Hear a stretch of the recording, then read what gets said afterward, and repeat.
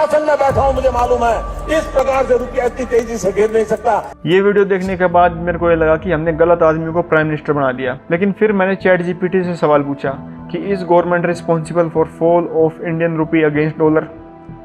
तो रिजल्ट को देखकर मेरे को झटका लगा। उसमें साफ लिखा था no government is alone not responsible for fall of Indian rupee.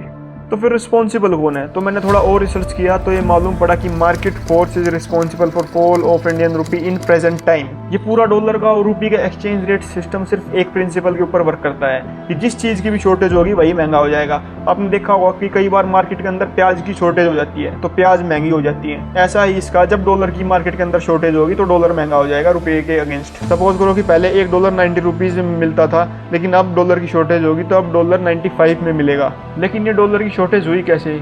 तो होता यूँ है कि 28 फरवरी 2026 को स्टार्ट होता है अमेरिका और ईरान का वॉर, जिससे कि जितने भी फॉरेन इन्वेस्टर थे उन्होंने इंडिया की शेयर मार्केट से पैसा निकालकर और अमेरिका के ट्रेजरी बॉन्ड में डाल दिया, जिससे कि इंडिया की मार्केट में होगी डॉलर की शॉर्टेज और इसी वजह से रुपीस के कंपैरिजन में डॉलर बढ़ गया। और दूसरा बड़ा रीजन है कि क्रूड ऑयल का प्राइस बढ़ना है। जो क्रूड ऑयल पहले $72 का बिकता था अब वो $100 का हो गया है, जिससे कि इंडियन गवर्नमेंट को $28 एक्स्ट्रा पे करने पड़ेंगे हर एक बैरल के ऊपर। और यही सबसे बड़े दो कारण हैं जिससे कि इंडिया की मार्केट के अंदर डॉलर की शॉर्टेज हुई है। अब जैसे ही वॉर खत्म होता है तो वैसे ही डॉलर का फ्लो इंडिया की मार्केट में बढ़ेगा और रुपया स्ट्रॉन्ग हो जाएगा।